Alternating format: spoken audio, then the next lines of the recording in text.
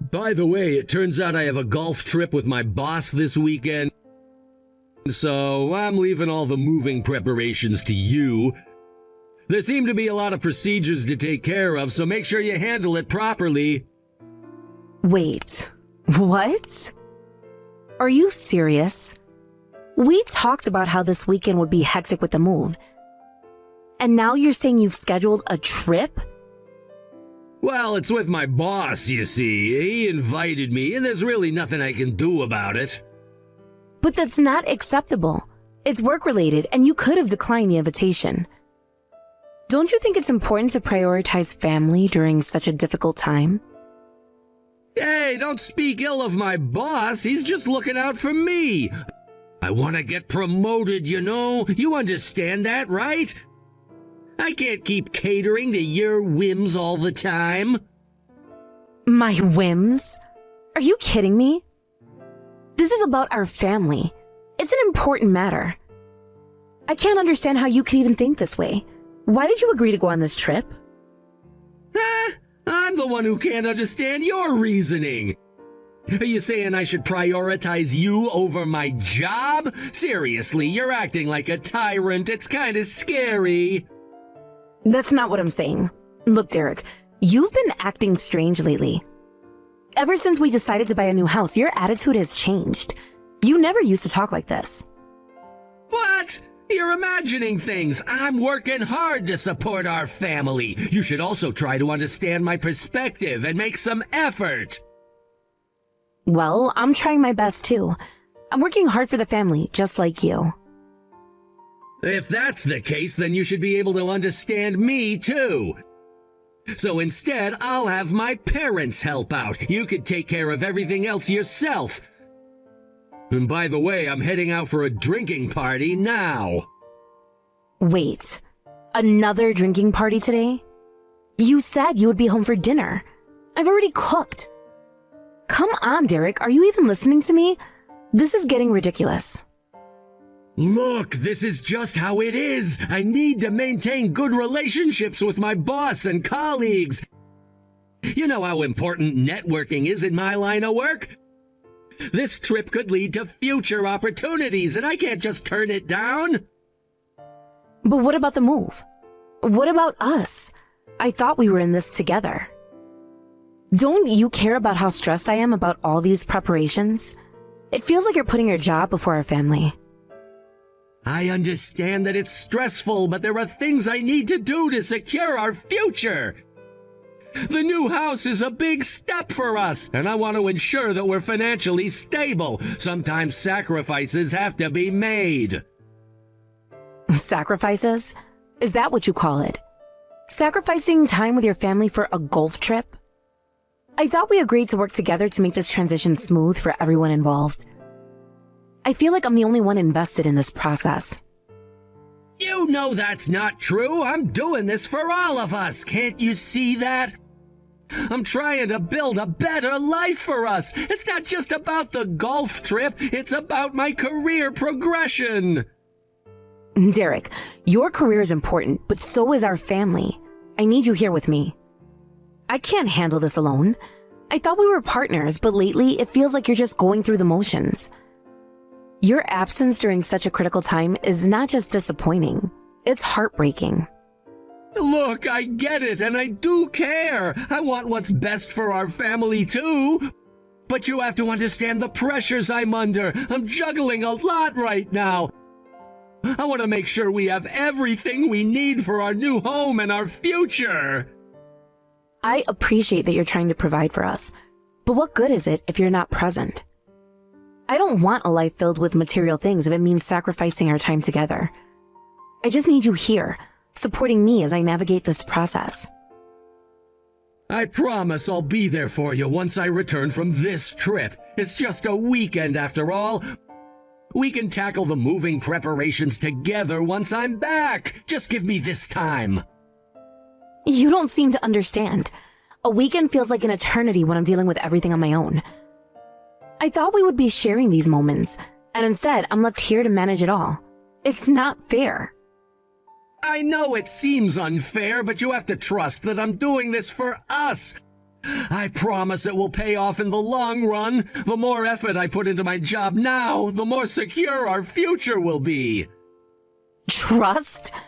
It's hard to trust when I feel like I'm not a priority in your life. Every time you choose work over family, it chips away at that trust.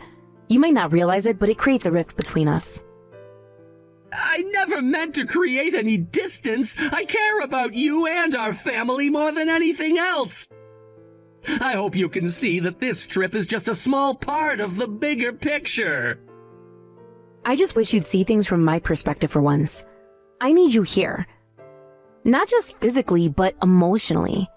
It's disheartening to feel like I'm going through this alone. I'm sorry you feel that way. I'll do my best to make it up to you. I'll make sure to be more involved once I'm back. Can you give me that chance? I'll try, but it's difficult. I want to believe that you care, but actions speak louder than words. Please, just think about how your choices affect us.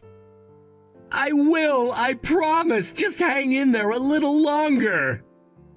All right, Derek. But I really hope you understand how much this means to me. I need you, especially now. I promise I'll be back before you know it, and we'll tackle everything together. Just try not to worry too much while I'm away. Okay, I'll do my best. But please, think about what I've said. I will. I promise to do better.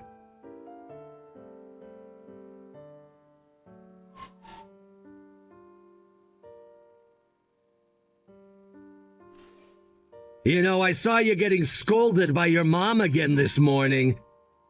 It's honestly hilarious how she calls you a terrible wife. It just proves that what I've been feeling all along wasn't wrong after all. Well, about that, I just can't take it anymore. Seriously, why do your parents have to live with us? They just moved in without asking and expect to live here with us. It's so frustrating. And what's worse is that I'm treated like some kind of servant. It's unbearable to have to deal with this every single day. If you're gonna be a good wife, you should at least have the kindness to let your in-laws stay in a new home with you. Your mom being strict is just her way of teaching you how to be a better wife. If you don't like it, you can just leave. Wait, are you serious? Of course! Do you think I'm joking? Go ahead and try leaving if you can. I've already filled out the divorce papers and handed them to you, right? You've got all the necessary documents with you, don't you? But let's be real, you won't actually go through with it. No one's gonna want to pick up a 30-something woman like you, especially not with your attitude. The chances of finding a second husband after a divorce are basically zero for you. Do you really think so? I absolutely do. If you think you can leave, then go ahead and try it. Just know that once you walk out that door, you're never coming back. Thank you. I'll be leaving right away, so goodbye.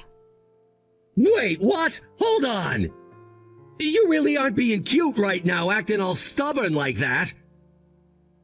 No, I'm not acting stubborn. I really mean it. I'm leaving, so goodbye. You're actually serious? Yes, I am. I've made up my mind. I'm leaving for real. But you can't just throw everything away like that. What about the life we built together? Life? What life? Living like this, being treated like a maid in my own home? That's not living at all. I refuse to put up with this kind of nonsense any longer. You really think you could just walk out of here and find a better life? Who do you think will take you in? You'll be back before you know it. You don't know that. I'm done with this. I can't keep living in a situation that makes me miserable. I've reached my breaking point, and I deserve to be happy. Sure, go ahead and say that, but you know deep down you'll regret this. It's not as easy as it sounds. What will you do when you realize you've made a huge mistake? It won't be a mistake. I'm ready to take the leap. I deserve to live my life without constantly feeling like a burden. But you're acting impulsively. If you really thought this through, you could lose everything. I'd rather lose everything than keep living this way. I want a chance to start over, to find a life where I'm treated with respect.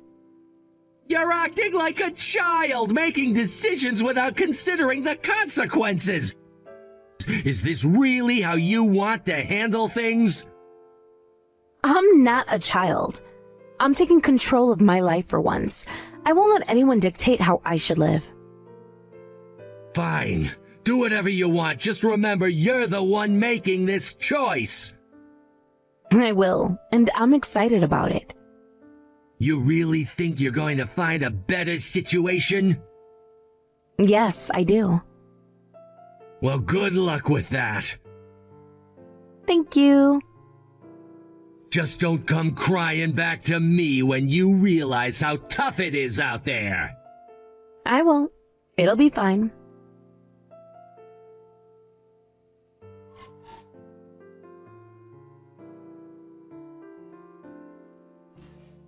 Hey, Hadley, where the hell are you? Get back home right now! What? We're divorced, remember? So can you stop giving me orders? You don't have that right anymore. What do you mean? You haven't paid the mortgage even once! Am I supposed to pay for everything now? Yes, that's the case. Is that shocking to you? This is your house where you and your parents are living, right? It's only natural that you should pay the mortgage for your own home. I don't understand! Weren't you the one paying for it? No, I wasn't. I noticed something was off with you, and I thought it was strange. So I decided to hold off for a bit and trust my instincts. And sure enough, your parents moved in. To make matters worse, they seem to think I'm some kind of servant, using me however they please, while you're just as useless. I have no money to pay for the happiness of such people. What the hell? I thought I could happily live here because you bought the house! My parents were really happy about it too! I submitted the divorce papers and changed the ownership to your name at that time. Since you haven't paid the mortgage even once, it's all on you now. If you want to keep living here, you should just pay the mortgage yourself. It'll be a tough road ahead, but your paying the mortgage will allow you to maintain your family's happy lifestyle, right? You should completely abandon any naive thoughts about needing my help. You just need to figure it out on your own. There's no way I can afford that! I have various expenses besides my family! Huh? That's just being spoiled.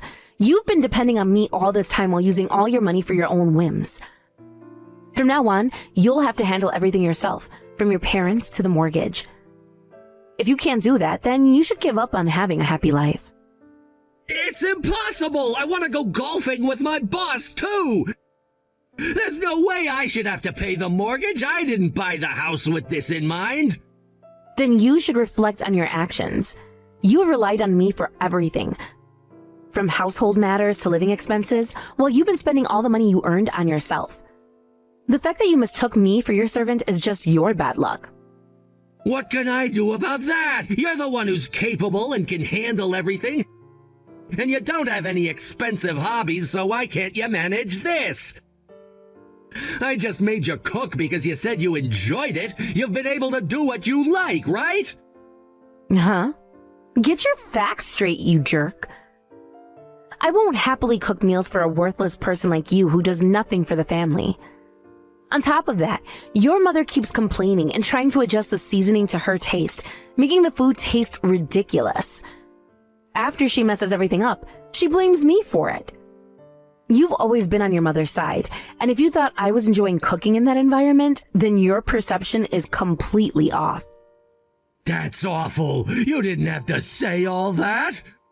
I'm just working hard and using that money to have some fun. If I can't get along with my mother, it's your fault. In that case, I'll also use the money I earn for myself. I can't keep spending money on groceries for your parents and wasting my time cooking. I won't be paying the mortgage for a house where such people live comfortably anymore. Why do you have to say it like that? Fine, let's have a talk about this. Talk face to face with your parents. If we do that, we'll definitely be able to understand each other better. Understand each other? That's impossible. And even if we could understand each other, what would that accomplish for me? There's no benefit for me in that. What you want is an understanding. You want to keep using me as your servant to your advantage. You just want to manipulate me, but your words don't resonate with me at all. Why would you think that? I wouldn't bother contacting you like this if I didn't want to try again. I wouldn't send a message like this if I didn't want to get back together. I don't want to get back together with you, and I'll say it clearly. You just want to make me your servant again. Your methods are sickening, and don't think I'm clueless about everything. What are you talking about? You'll understand eventually. Now, let's break this down a bit more. I can't believe you have the audacity to act like this after everything that's happened between us. I remember when we first moved into this house, I thought it would be a fresh start for both of us. But then your parents moved in and everything changed. I felt like I was being suffocated. You might not see it, but it felt like my life was no longer my own. I was constantly walking on eggshells, trying to please everyone but myself. Do you even realize how it felt to have your parents dictate what goes on in our home? It was supposed to be our sanctuary, a place where we could create our own memories and build our lives together. Instead, I was stuck playing the role of a housekeeper and a servant. And what did you do? You just sat there, enjoying the perks while I dealt with the mess. You acted like it was all fine, and that everything was normal. But deep down, I was drowning in the situation. I tried talking to you about it, but you brushed me off. You'll get used to it, you said. They're just trying to help. Help? What kind of help is it when I'm the one who ends up doing all the work? I felt so alone in that house, alone in our relationship. The fact that you didn't see that really hurt me. And now you come here, demanding that I pay for a house I don't even want to live in anymore. You've got to be kidding me. You act like I owe you something. Like I should feel grateful for the life you've given me. Newsflash, I'm not grateful. I've spent too long putting up with your selfishness and your parents' interference in our lives.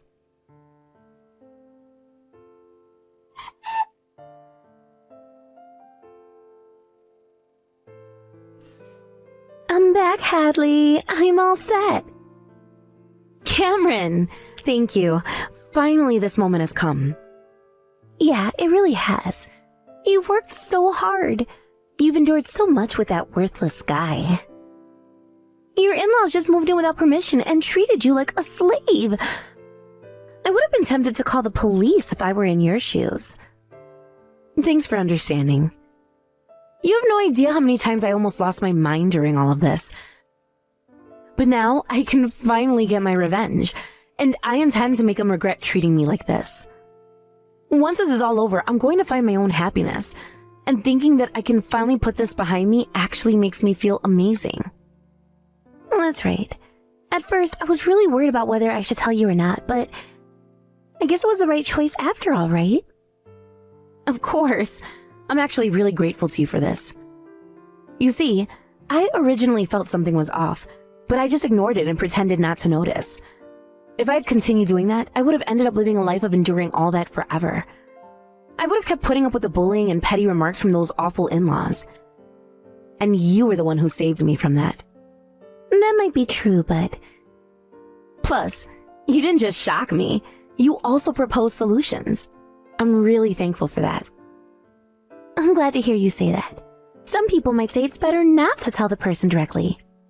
They might think, what's the point of telling them? It's just mean-spirited.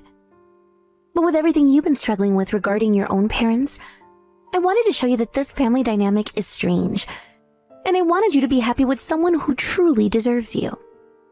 Yeah, I can definitely feel that sentiment. Thank you for always thinking about me. You've really helped me a lot with the situation. Just a little bit longer. I appreciate your support.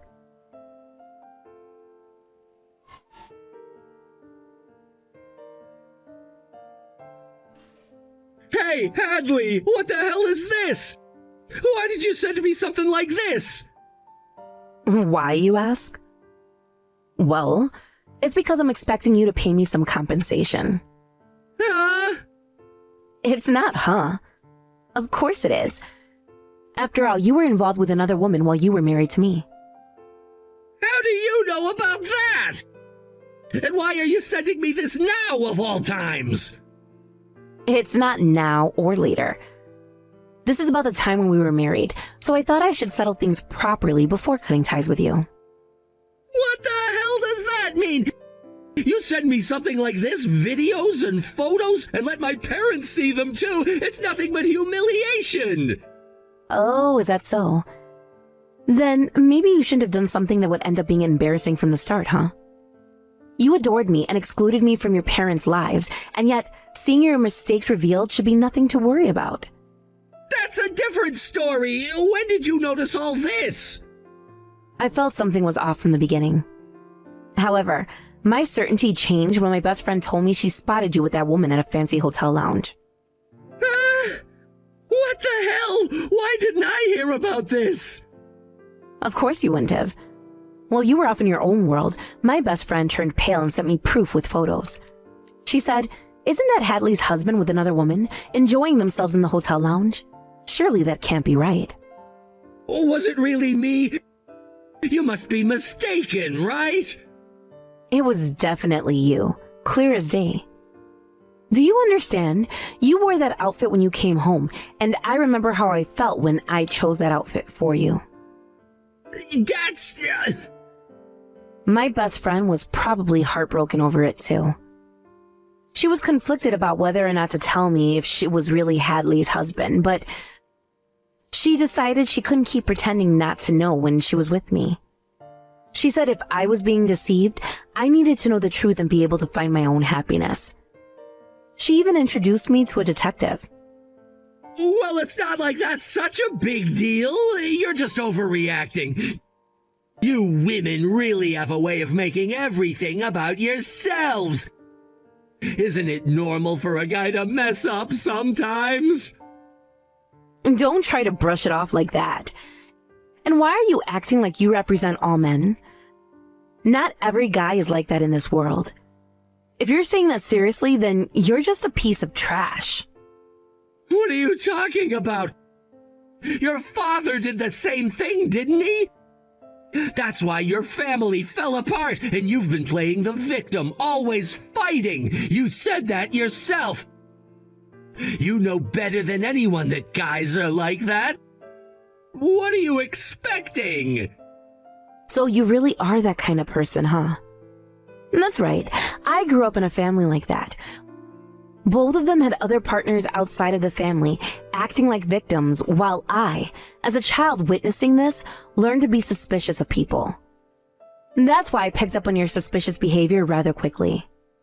It's ironic, isn't it? I didn't want to create a family like that, yet here I am, married to a guy who does just that. You're starting to understand, huh? That means you bear some responsibility too, right? You chose me after all. Do whatever you want. What did you say? I don't care what you think of me. Feel free to laugh at me as the poor, foolish woman who was betrayed by you with another woman. That's the truth after all. I got hurt again because I caught a worthless man. But that doesn't change the fact that I'm the victim here. Don't change the subject. You chose me on your own, so realize that you were wrong and that it's your fault your husband was taken away by another woman. And just keep quiet. Don't do any more unnecessary things. So I'm telling you, do whatever you want. I already knew you were the self-centered type of guy. That's why I believe getting a divorce was the right choice. So, I was prepared for you to come back at me like this. What? Do you even understand? So stop exaggerating. Whether or not to make it a big deal is up to you. I sent the same incriminating documents to your girlfriend too. Today is your day off, so I'm sure you two are fighting right now. Huh? Hey, no way. You're not serious, are you? Of course, I am serious. I fully intend to demand a hefty compensation from you.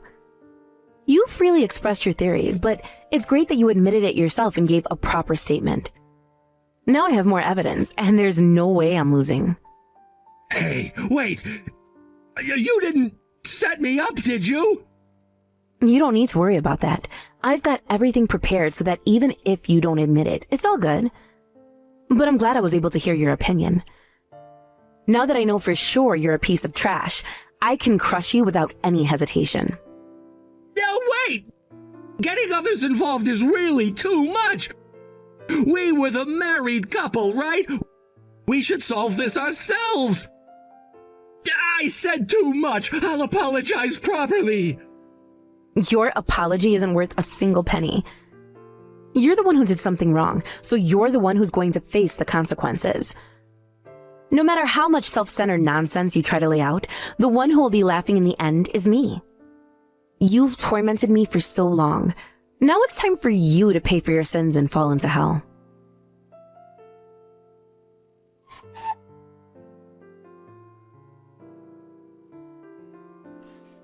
As I looked at Derek, it was clear he was in a state of panic. The once confident demeanor he had maintained throughout our tumultuous relationship was now replaced with an unmistakable sense of dread. He attempted to apologize, trying to express remorse for everything that had happened between us. It was almost comical how desperately he sought forgiveness at that moment. However, I couldn't help but feel that his apology was nothing more than an act of self-preservation.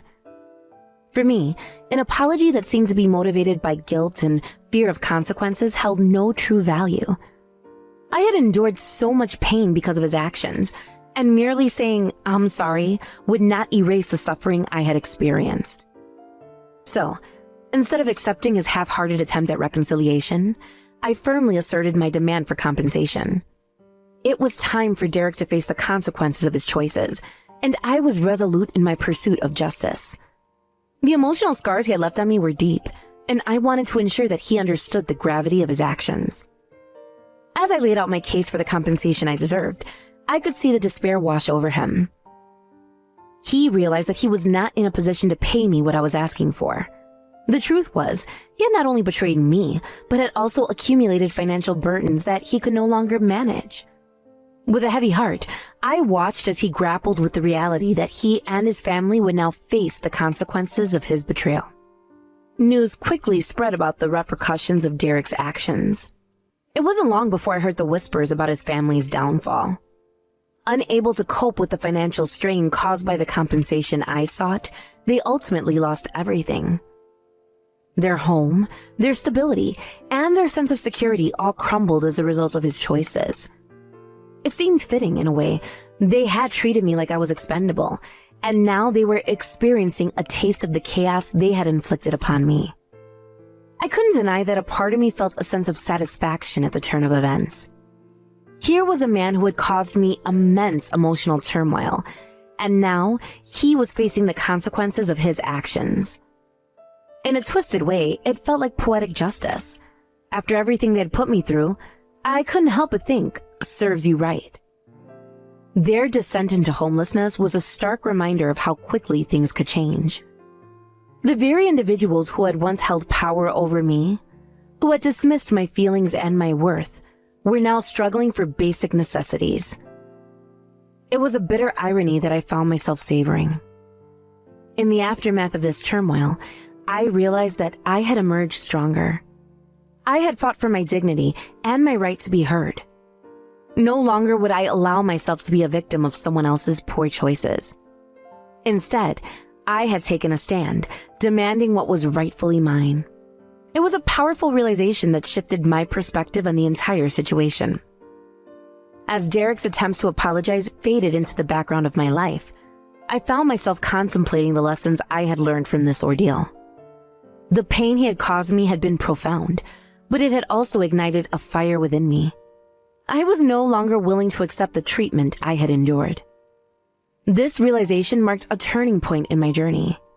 I began to focus on rebuilding my life, using the strength I had gained from confronting Derek to propel me forward. I refused to allow his actions to define me any longer. Instead, I set out to create a future that was free from the shadows of my past. I sought support from friends and family, and they rallied around me during this challenging time. Their encouragement reminded me of my worth and helped me see that I was not alone. I began to embrace the idea that I could rewrite my narrative, crafting a story that was rooted in empowerment rather than victimhood. With each passing day, I found myself growing more resilient. I focused on self-care and healing, allowing myself the time and space to process everything that had happened. It was a journey filled with ups and downs, but I was determined to emerge from it all stronger than before. Derek's attempts at reaching out to me gradually faded into oblivion. I had moved on from the need for his apologies or explanations. I was no longer interested in his words. I was more concerned with my own healing and growth. I had learned that I deserved better, and I was committed to creating a life that reflected that belief. As I continued on this path, I found solace in the knowledge that I had taken control of my own destiny. I was no longer a pawn in Derek's game. I was the one holding the pieces. This sense of agency empowered me, and I started making choices that aligned with my newfound values. Derek's downfall, while unfortunate, was a reminder of the importance of accountability. He had taken advantage of my kindness and trust, and now he was facing the repercussions of his actions. I had no sympathy for his plight. After all, he had chosen to betray me. In my heart, I felt a sense of closure. The pain I had experienced was still present, but it was no longer a defining factor in my life. Instead, I began to view it as a catalyst for growth. I had learned valuable lessons about trust, resilience, and the importance of standing up for myself. With each step I took away from the darkness of my past, I felt lighter. The burden of Derek's betrayal began to lift, and I could finally breathe without the weight of anxiety pressing down on me. I was embracing my independence, and it felt liberating. Over time, I realized that this experience had transformed me in ways I hadn't anticipated. I became more aware of my worth and less willing to tolerate disrespect in any form. I had emerged from the fire, forged into a stronger version of myself. Derek's name slowly faded from my thoughts, replaced by a newfound sense of purpose. I began pursuing my passions, setting goals for myself that were aligned with the person I had become. Each accomplishment, no matter how small, was a testament to my resilience and determination. I found joy in the little things, spending time with friends, exploring new hobbies, and investing in my own personal growth. I was no longer defined by my past. I was crafting a future that was filled with hope and possibility. As I looked ahead, I could see a life that was vibrant and full of opportunities. I no longer felt the need to dwell on the negativity that had once surrounded me. Instead, I embraced the idea that I was the author of my own story, and I had the power to shape it as I saw fit. In the end, Derek's downfall served as a reminder that life had a way of balancing the scales. While I may have experienced pain and suffering, I had also discovered strength and resilience. I was grateful for the lessons learned, and I looked forward to the future with optimism. This chapter in my life was just the beginning of a new journey, one that was marked by growth, self-discovery, and the unwavering belief that I deserved happiness. No longer would I allow anyone to dictate my worth. I was taking the reins, and I was excited to see where this journey would lead me. With each new day, I was reminded of my power and my potential. I had weathered the storm, and now I was ready to embrace the sunshine. The future was bright, and I was determined to make the most of it.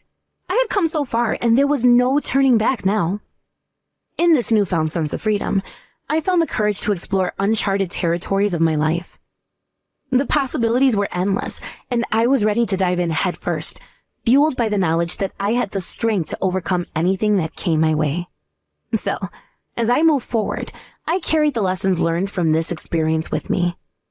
I was a survivor, a warrior in my own right, and I would not let the past dictate my future. I had reclaimed my life, and I was ready to write the next chapter with purpose and passion.